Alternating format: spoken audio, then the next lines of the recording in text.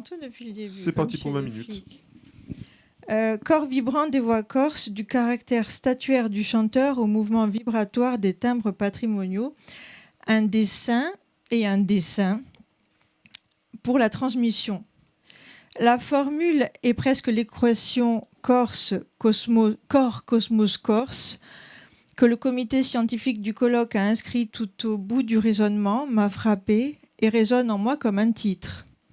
En faisant récemment, dans le cadre d'un projet pédagogique plus large, dessiner à des enfants leur corps vibrant de petits chanteurs, j'ai été stupéfaite de constater que chaque signe utilisé par eux, pourtant si intuitif, était éloquent et compréhensible par moi et par quiconque d'ailleurs, et que ces signes contenaient en quelque sorte une forme d'universalité, comme l'avait promis Bernard Andrieux. La consigne était: la voix est le premier instrument, dessine la vibration que tu ressens dans ton corps quand tu chantes, ainsi que le mouvement et les dessins faits par la voix traditionnelle corse. Des adultes ont dessiné aussi. Les premiers dessins, c'était sur un personnage tout fait, ça n'a absolument pas pris, comme vous le voyez. Ensuite, quand ils ont dessiné leur corps et les rioucades et les montagnes, ça ressemble à des montagnes, on y reviendra tout à l'heure.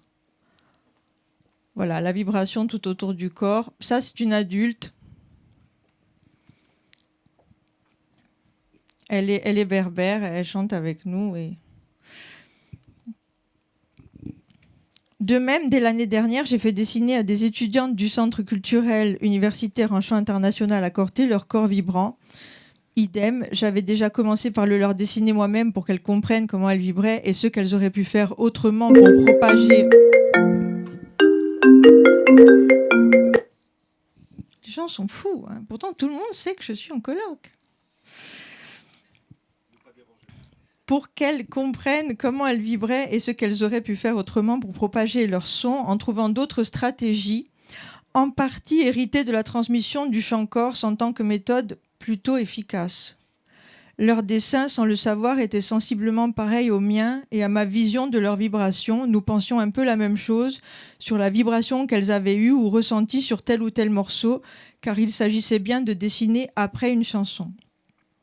L'intervention du professeur Bernard Andrieux à l'Université de Corse en mars 2025 a suscité donc en moi, vous l'aurez compris, une réflexion ininterrompue, et c'est ainsi que j'ai continué à faire dessiner la perception de leur corps vibrant aux chanteurs, confirmés ou non, en vue de ce colloque.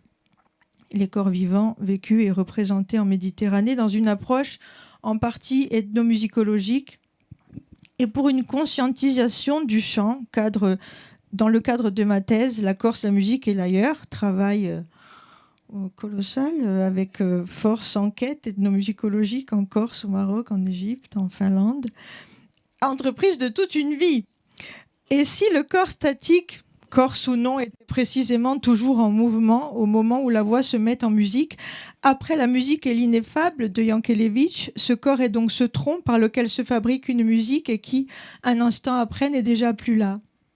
Mais le corps garde toutes les traces d'avoir pratiqué sa voix puisqu'il développe les muscles, les ponts vibratoires et qu'il garde une trace mémorielle de la musique vivante et chantant par lui. L'on pourrait même poétiquement se demander si lorsqu'un corps a beaucoup vibré musicalement, donne naissance à un autre corps, il n'y a pas une sorte d'hérédité, ne serait-ce que neuronale ou en tout cas physique, puisqu'il existe des passerelles physiologiques développées ou moins, et qui laisse les vibrations les traverser. Pour qu'une fois que le corps devient sonore, il soit entendu non seulement par l'ouïe, mais aussi par l'autre corps lui-même. Car lorsqu'on est en présence d'un corps chantant et vibrant en face de soi, on le perçoit non seulement par l'oreille, mais aussi dans sa vibration intrinsèque, physiquement perceptible, comme par un phénomène acoustique de la sympathie. La sympathie en musique, comme le dit Georges Braque dans Le jour et la nuit, le vase donne une forme au vide et la musique au silence. Le vase donne une forme au vide, mais par les vibrations. L'aura symbolique des chanteurs crue ou imaginée, dépasse du cadre et du corps et s'échappe par cette même vibration. Elle franchit le vide qui nous sépare de l'autre, du corps chantant, en faisant vibrer le nôtre par sympathie, par résonance. Pour les physiciens, la résonance ou vibration par sympathie est un phénomène selon lequel tout corps élastique susceptible de vibrer sur une fréquence N entre spontanément en vibration, audible ou non, lorsqu'on émet dans son entourage un son ayant soit cette fréquence N, soit une fréquence N', dont N est une harmonique proche, un harmonique proche. Cette particularité est utilisée par certains instruments, théorbes, etc., dans lesquels on dispose à proximité de la source d'émission du son des cordes dites sympathiques, les mêmes, comme la viole d'amour, d'où son nom, soigneusement accordées, mais que l'exécutant ne touche jamais. Elles entrent seules en vibration le moment venu, en renforçant ou modifiant la sonorité de la corde réellement jouée, comme l'arquettiette, un instrument inventé par mon père Nando Acquaviva et Hugo Casalonga. Tout cela est à la fois acoustique et poétique, vous l'aurez compris. Nous donnons aujourd'hui forme à la musique dans le corps et au-delà du corps, dans ses vibrations, pour évoquer cette vibration sonore. Nous serons amenés à parler de mouvement, mais comment le corps statuaire sur scène, qui ne bouge même pas un cil, forme ce son qui emporte tout. Comment ce corps statutaire, n'importe quoi, précision terminologique, ne me faites pas dire ce que j'ai pas dit, statuaire, qui évoque la statue, l'immobilité sculpturale, la posture figée, je renvoie à l'univers de la sculpture, à l'immobilité formelle et à la presque monumentalité du corps, sauf exception qui confirme la règle. Par exemple, mon cousin, Jean-Claude Acquaviva, statutaire qui relève d'un statut juridique ou institutionnel, donc ne confondons pas tout. Dans le cas de la plupart des chanteurs corses, l'adjectif statuaire permet de qualifier une posture corporelle marquée par la fixité et par la retenue gestuelle. Journal du mouvement du monde, numéro 1. Alors, s'il y a quelque chose dans ce monde qui vaut vraiment la peine de vivre, je ne dois pas le louper. Aussi, j'ai pensé qu'il fallait compenser ce côté gloire de l'esprit par un autre journal qui parlerait du corps ou des choses. Non pas les pensées profondes de l'esprit, mais les chefs-d'œuvre de la matière, quelque chose d'incarné, de tangible, mais de beau ou d'esthétique aussi. Enfin, quand je dis l'art, il faut me comprendre. Je ne parle pas que des chefs-d'œuvre de maîtres. Même pour Vermeer, je ne tiens pas à la vie. C'est sublime, mais c'est mort. Non, moi je pense à la beauté dans le monde, à ce qui peut nous élever dans le mouvement de la vie. Le journal du mouvement du monde sera donc consacré au mouvement des gens, des corps, voir s'il n'y a vraiment rien à dire, des choses. Et à y trouver quelque chose qui soit suffisamment esthétique pour donner un prix à la vie. De la grâce, de la beauté, de l'harmonie, de l'intensité. Si j'en trouve, alors je reconsidérerai peut-être les options. Si je trouve un beau mouvement de corps à défaut d'une belle idée pour l'esprit, peut-être alors que je penserai que la vie vaut la peine d'être vécue. En fait, j'ai eu cette idée d'un double journal, un pour l'esprit, un pour le corps, hier, parce que papa regardait un match de rugby à la télévision. Fin de citation.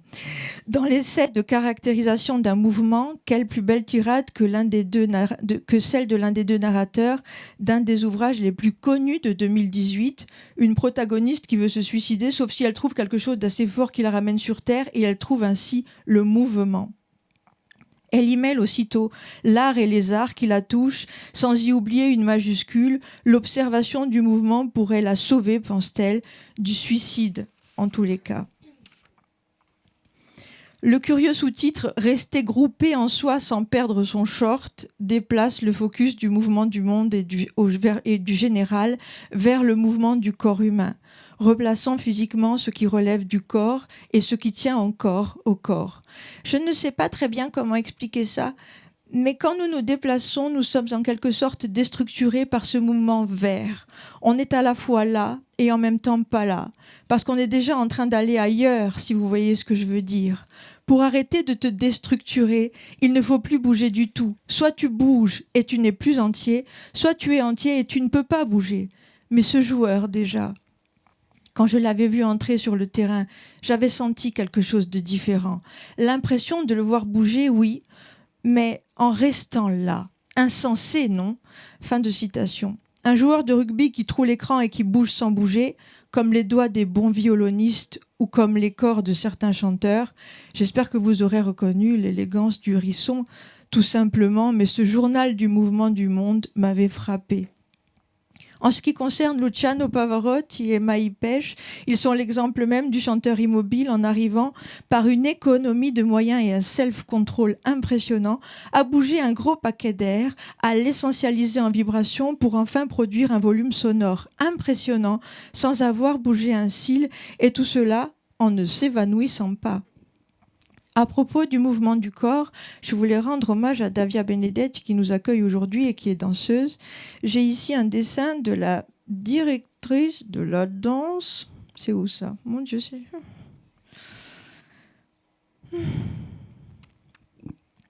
J'ai le cœur accroché à un fil, là. Ça va ? Oui. Tu lis bien, là ? C'est bon, c'est assez gros. D'accord. Alors... À propos de ce mouvement de corps, donc, j'ai ici 2 dessins de la directrice de la danse du Conservatoire de Montpellier, aussi appelée Cité des Arts, puisque j'ai eu la chance d'y rencontrer en janvier dernier, parmi d'autres rencontres musicales et artistiques marquantes, la directrice des études chorégraphiques, donc Nathalie Delassie. On a parlé du corps statuaire, des musiques et des danses traditionnelles, et voici sa réponse à ma consigne « Dessinez-moi la danse ». Davia, c'est pour toi. Reviens.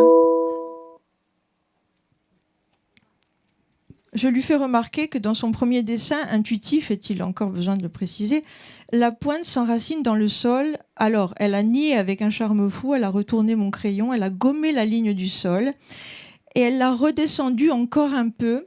Mais je suis quand même heureuse parce que la pointe de la danseuse rentre encore très enfoncée dans le sol, presque symptomatiquement comme une racine, et sa jambe, au genou légèrement noueux, fait penser à une plante ou un arbre. Ça relève plus de la branche que d'autre chose. Cette plante puise son énergie dans le sol et semble la répercuter sans cesse vers le haut.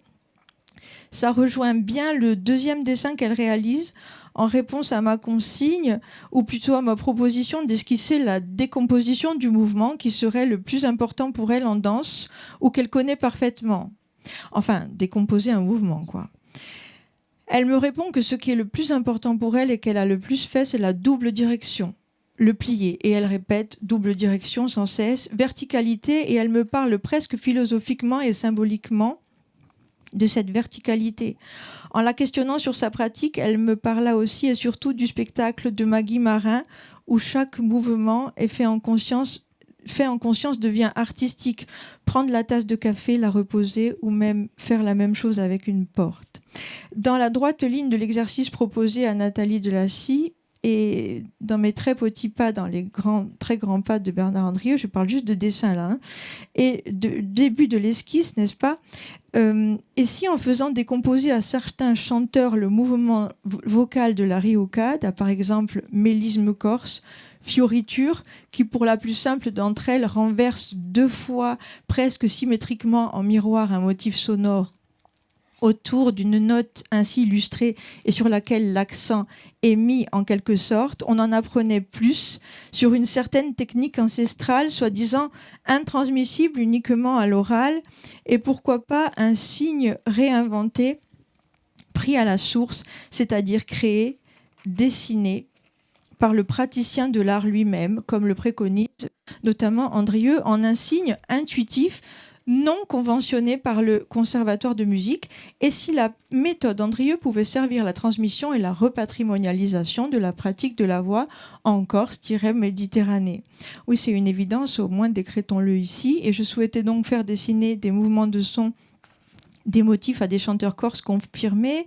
Giancarlo Adami, par exemple, a décidé une rioucade vertigineuse de montagne, telle qu'il les fait. Ces mélismes sont particulièrement verticaux, au lieu d'exprimer un mouvement de l'infini qui est habituellement plutôt à l'horizontale. De ce colloque, qui s'inscrit dans la recherche contemporaine, les directions et axes posés dans l'appel à projet invitaient à explorer le spectre des relations sensibles et symboliques entre le corps et le milieu.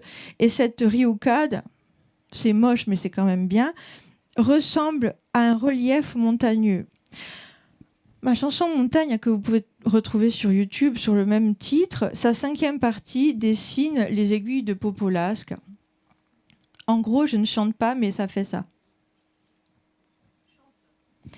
La mia montagna è bianca e verde e po' d'eternità. La mia montagna è bianca e gialla, di verde in cielo d'eternità. La mia montagna. Vous avez compris, ça continue tout le temps comme ça, très répétitif. Mon père, Nando, en parlant de la montagne, donc ça traduisait une partition, vraiment les lignes de crête. Lui parlait d'ailleurs dans le paysage polyphonique dans la Parabole corse, qui est un documentaire d'Ange Cast.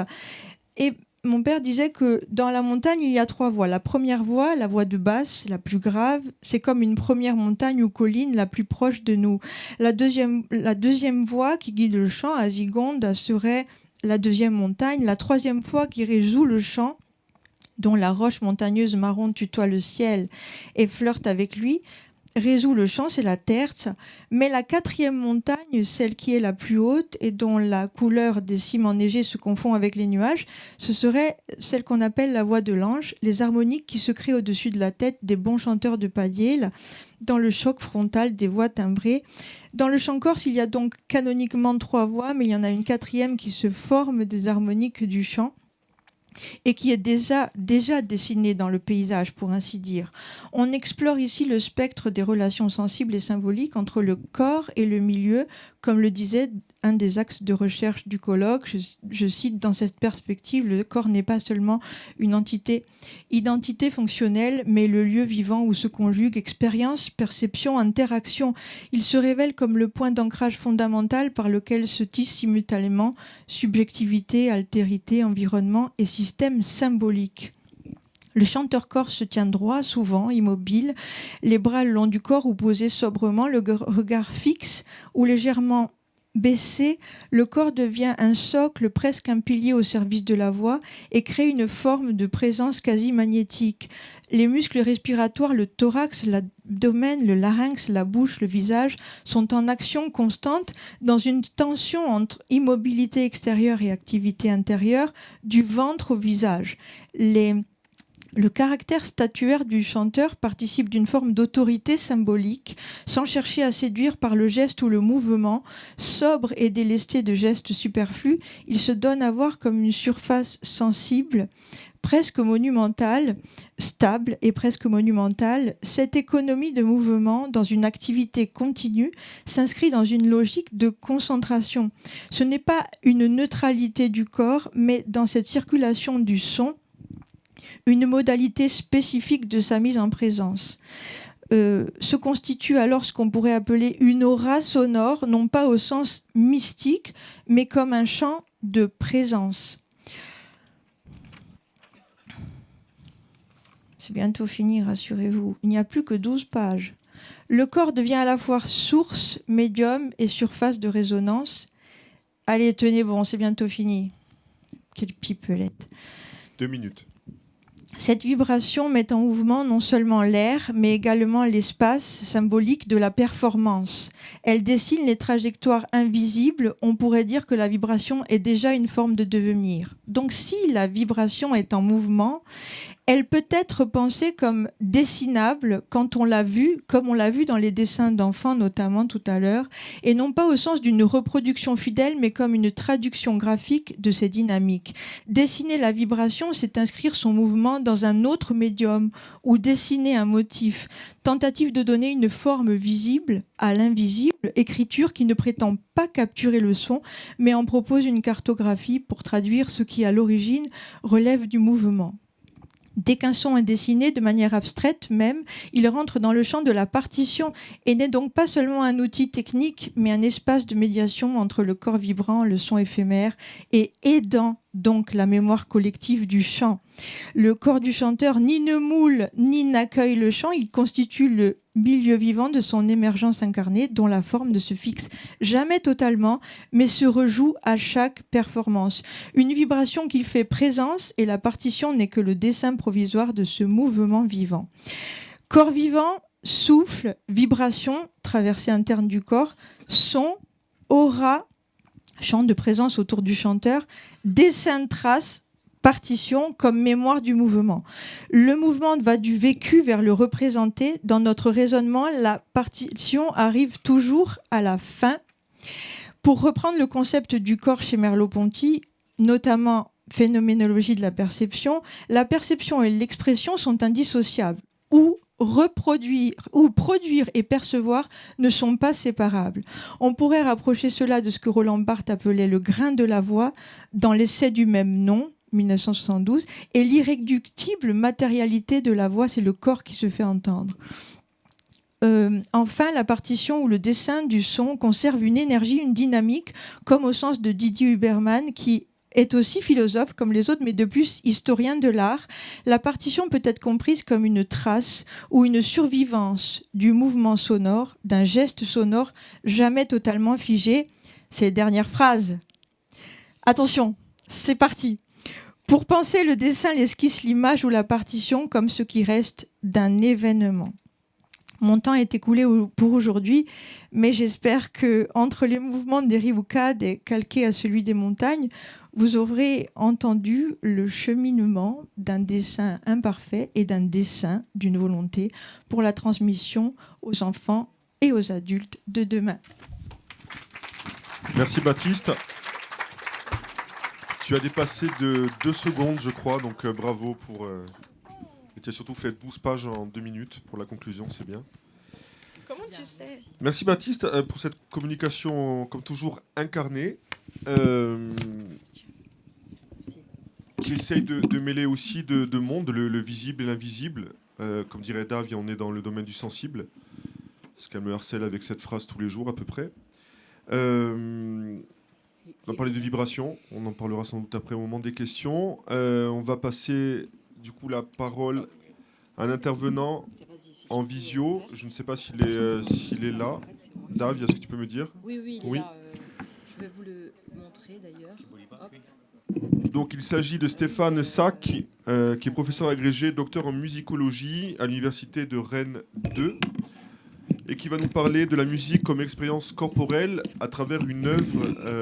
Alors, je ne parle pas portugais, mais c'est une œuvre d'une brésilienne.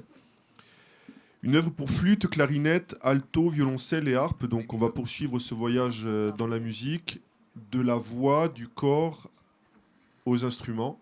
Mais la voix est un instrument aussi, Baptiste me dirait. Ah non, c'était sur Firefox. Voilà. Donc, Stéphane, on vous voit à l'écran. Stéphane, vous nous entendez là ? Nous entendez-vous ? Et on ne vous entend pas par contre. Votre micro n'est pas activé, Stéphane. Donc dernière session de la matinée, ensuite une petite session de questions et nous finirons devant le buffet. Devant le micro fermé. Que tout le monde attend avec impatience. Vous activez le micro, non ? Non. Là, on vous entend pas, Stéphane. Vous êtes...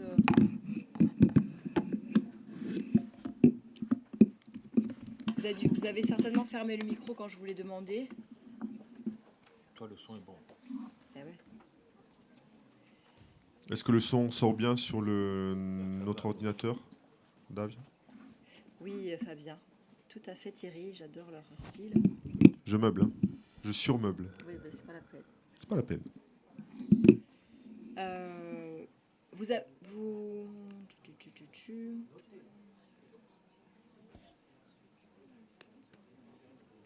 Si jamais on fait revenir Baptiste pour chanter. Baptiste, En oui, revanche, Baptiste, tu sais, Fabien, ce qui peut être intéressant de faire, c'est poser des questions aux intervenants sur la session pratique rituelle. Et de cette façon, ensuite, on posera les questions à la session musique. Ça nous permet de vérifier le souci. Merci. Je ne sais pas si Andioline est toujours là. Elle est là, elle est derrière moi. Et Vanina est là. Non, elle n'est plus là. Où est-elle, Vanina ? Mais Tony n'est plus là, c'est ça ? Andioline, as-tu une question à te poser à toi-même ? Est-ce que quelqu'un aurait une question dans la salle, le public, sur les rituels du corps ? On a une question, j'arrive. Votre micro est branché. Je vais faire le va-et-vient avec le micro, du coup. Bonjour et merci pour votre exposé. Oui, vous m'entendez là? Oui, je vous entends, Ce mais qu'on va faire, ce qu'on va faire. c'est là où c'est débranché en fait.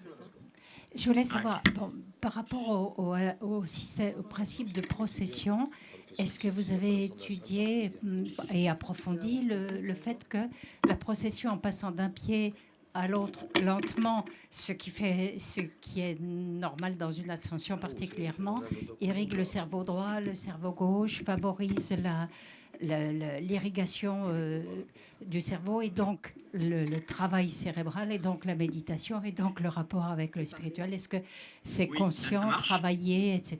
Ça fonctionne? J'ai pas été jusque-là. Non. Vraiment l'impact physique, mais au niveau symbolique, en revanche, davantage, puisque c'est la claudication du Christ. Lorsqu'on refait à travers les processions le chemin de foi et la passion du Christ. Et alors par contre, ce qui va favoriser la méditation, c'est l'effort.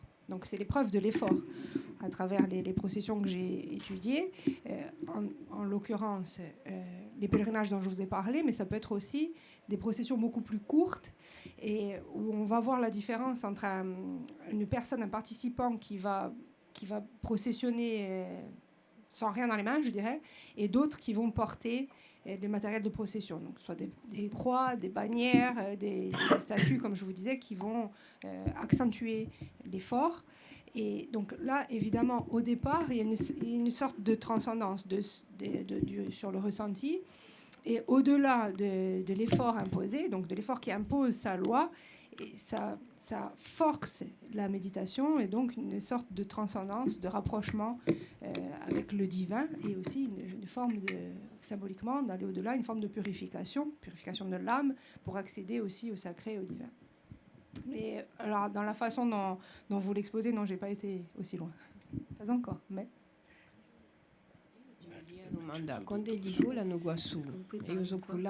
Ouais, là, vous m'entendez là? Ok, parfait. Alors, par contre, j'ai toujours le retour, ça vient de votre micro. Je ne sais pas si on pourra le couper pendant mon intervention. On termine les échanges là et on passe à... Pas de souci. Parfait, merci beaucoup.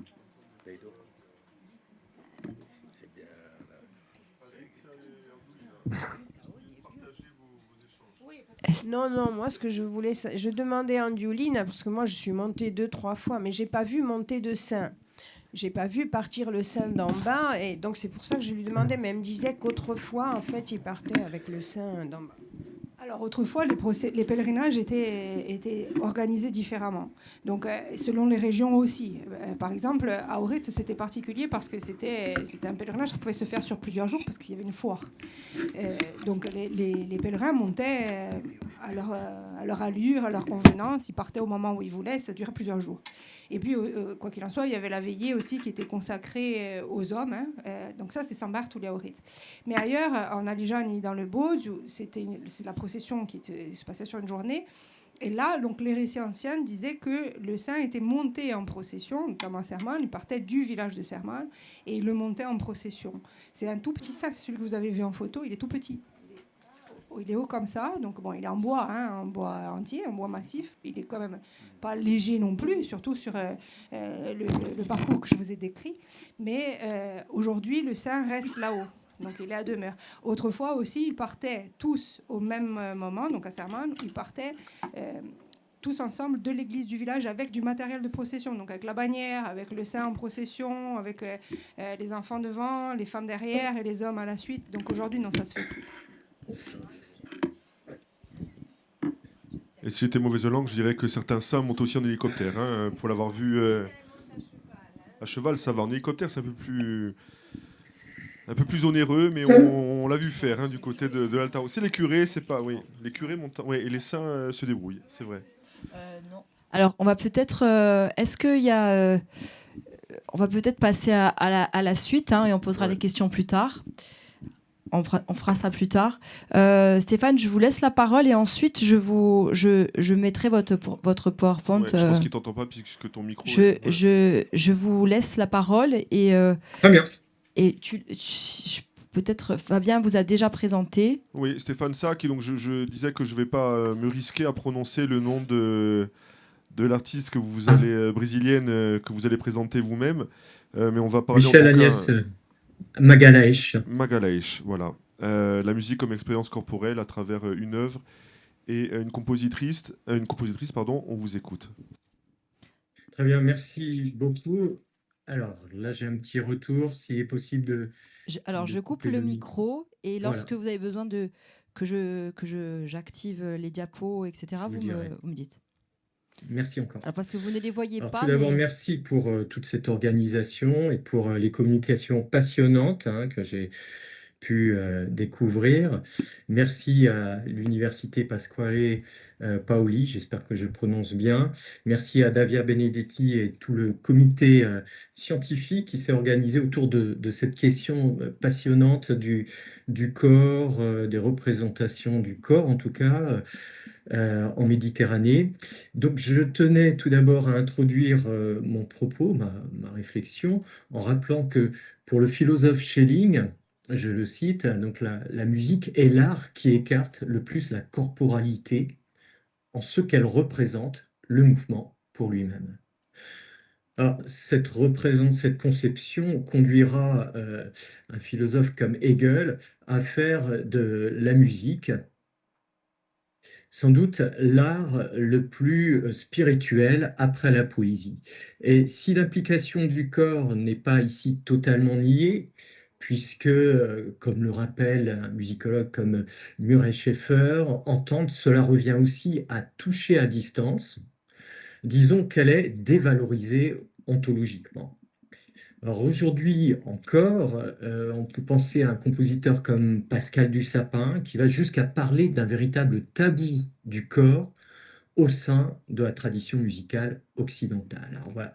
Après avoir dit ceci, on peut effectivement se demander comment cette représentation, cette incarnation du corps dans la musique peut se faire dans une œuvre comme Lorca Fragments, de Michel Agnès Magalhães. C'est une commande en fait de Radio France qui date de 2016 et cette œuvre est en 5 parties. Alors, vous l'avez très bien dit, donc elle est composée pour flûte, clarinette, alto, violoncelle et harpe, mais une harpe qui peut être aussi remplacée, comme on le verra dans les différents extraits qu'on va découvrir, tout petits extraits, qui sera remplacée par la guitare.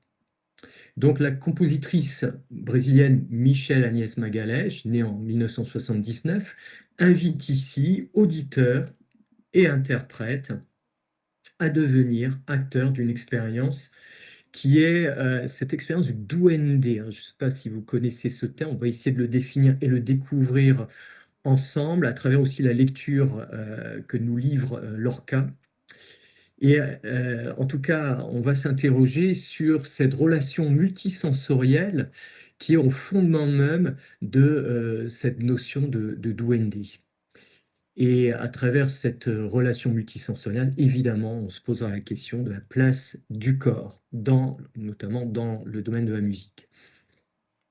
Alors, en hommage à l'univers poétique donc, de Federico Garcia Lorca, l'œuvre cherche ainsi l'œuvre de Michel Agnès Magalhães, à saisir cette énergie mystérieuse et viscérale qui est profondément enracinée dans cette culture musicale andalouse du canterando. Alors ma communication, en fait, s'appuie sur un entretien que j'ai eu il y a quelques mois avec la compositrice, et comment un entretien très très intéressant sur justement ce que l'on pouvait entendre dans son œuvre à travers l'idée, l'inspiration en tout cas du duende. Donc un premier niveau, si on veut, de la relation entre corps et musique dans Lorca Fragments se manifeste à travers le geste compositionnel que la compositrice rapproche par son travail sur la matière sonore de celui du sculpteur. Alors, elle s'y emploie par l'ajout de matériaux bruts tels que l'aluminium, la pâte à fixe ou des bouchons de liège. Ça va vous paraître assez étonnant si vous n'êtes pas habitué aux œuvres de John Cage.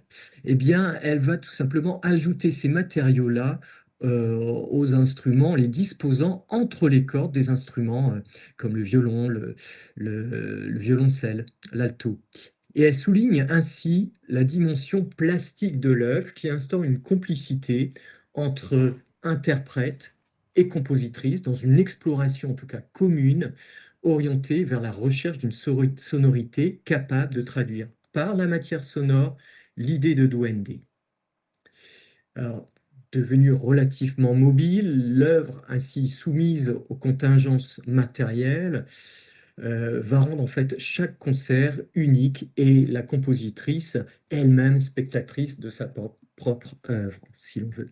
Et si l'idée selon laquelle toute reproduction demeure irréductible s'inscrit bien dans la continuité de la notion d'aura, telle qu'elle a été élaborée par un certain Walter Benjamin, alors on est d'accord, on transpose cette notion-là au musical, au domaine de la musique, hein, parce que Benjamin l'avait développé plutôt dans le domaine du visuel. Mais quand même, cette notion est ici, cette notion d'aura sera pour nous relativement éclairante.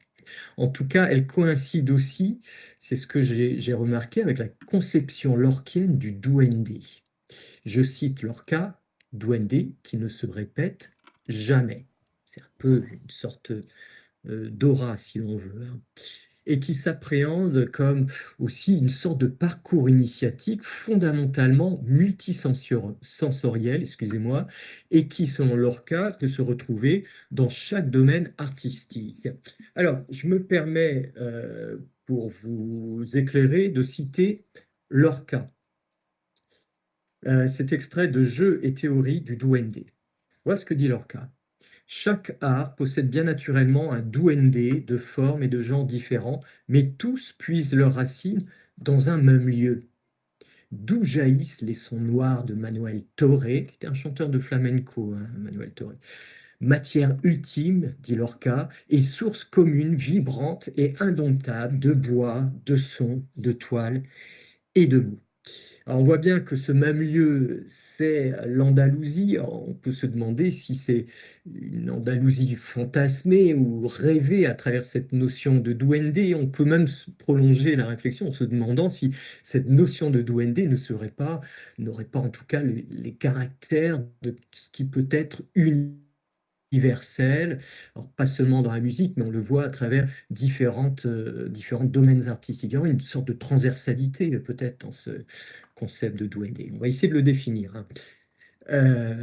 Alors, lors de mon entretien, en fait, la compositrice va souligner son attachement aux cultures de tradition orale, hein. Je rappelle qu'elle est quand même de nationalité brésilienne et elle va souligner en fait le fait qu'à l'inverse de la musique occidentale écrite, ces traditions orales ont réussi à maintenir, si vous voulez, un lien étroit avec le corps, conçu comme un corps mémoriel, assurant la préservation et la transmission culturelle.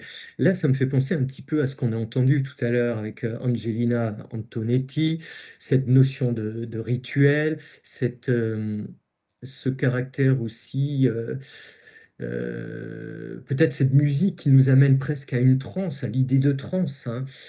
On a quelque chose qui est recherché, je pense, dans les traditions orales, hein. C'est un peu ce qui peut être, entre guillemets, universel, peut-être dans ces traditions ancestrales, ces traditions immémorielles, si l'on veut.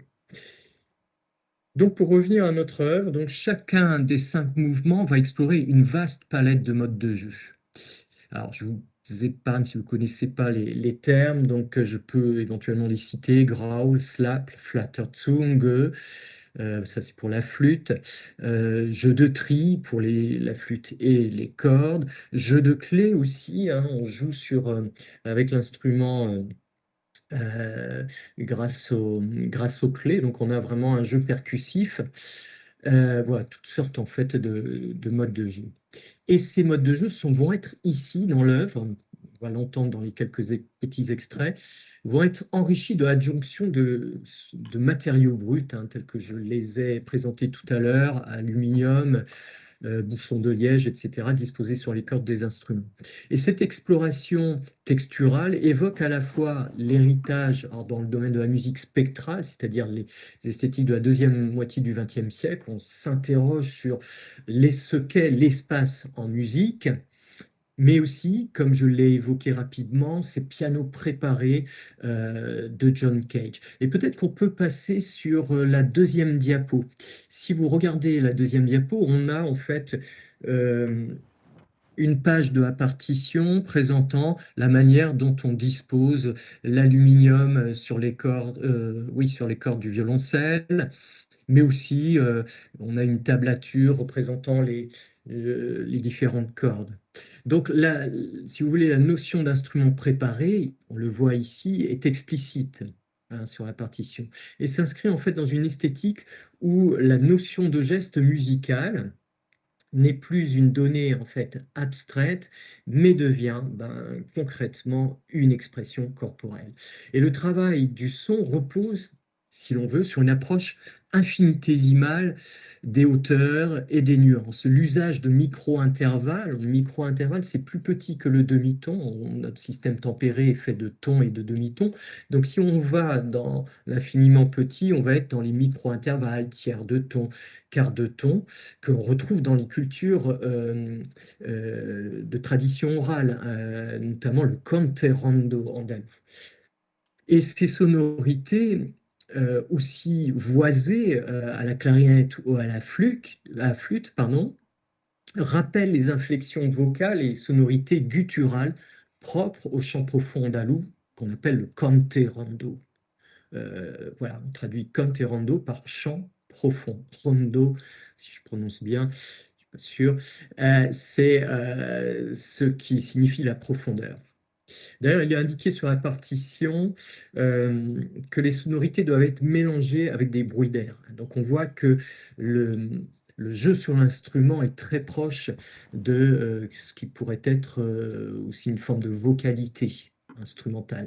Donc la nuance pianissimo va mettre ici à nu l'implication du souffle et du corps en particulier dans les parties de flûte et de clarinette. Et cette corporéité sonorielle, si je puis me permettre, se manifeste aussi par des bruissements rythmés.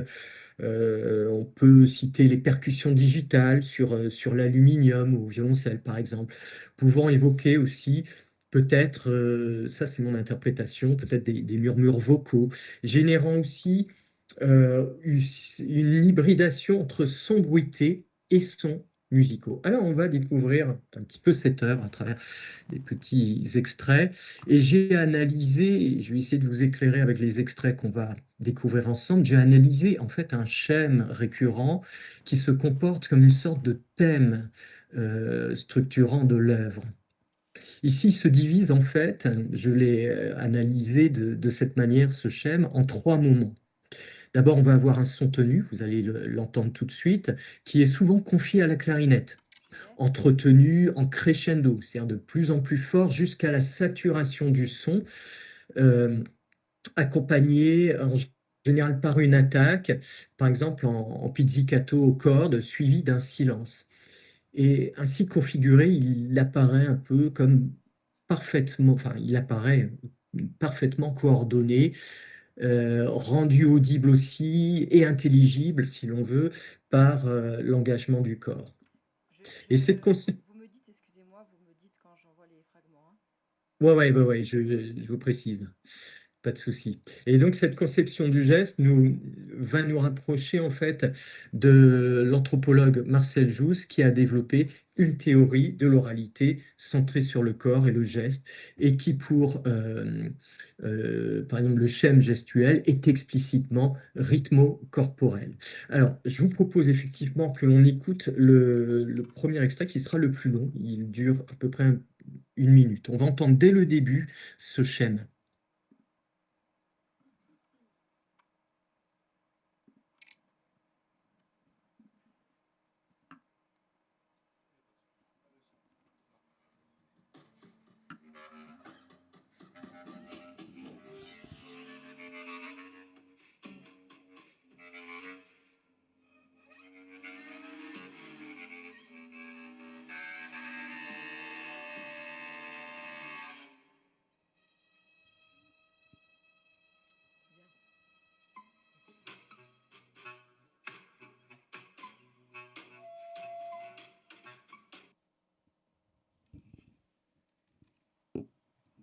Ok.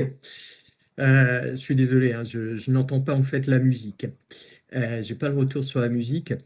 Donc cette catégorie, hein, pour Marcel Jousse, ce geste en fait peut être associé à ce qui est de l'ordre du rythmo-explosisme, considéré aussi pour lui comme un condensateur d'énergie. Et il se divise, selon lui, et vous allez voir qu'on rejoint un petit peu mon analyse, selon trois stades. Le stade incoactif, qui désigne le moment en fait où l'action commence à prendre forme, le stade explosif, qui est suivi du dégressif. Donc notre dégressif, c'est juste le moment qui suit en fait l'attaque. Alors, je vous propose d'écouter les trois autres extraits, ou les quatre autres extraits, juste après.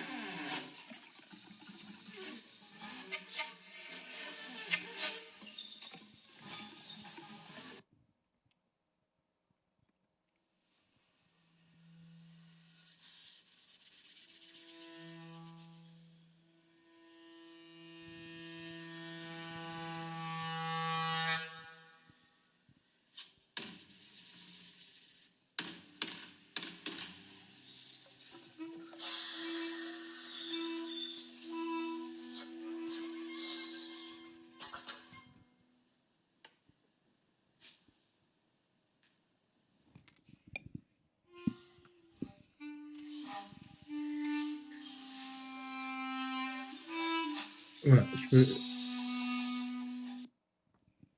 je peux reprendre la parole? Ok, ok, parfait. Merci. Voilà. Donc, à travers ces extraits, on voit qu'un même geste musical, qu'un même schème revient à travers ces différents extraits.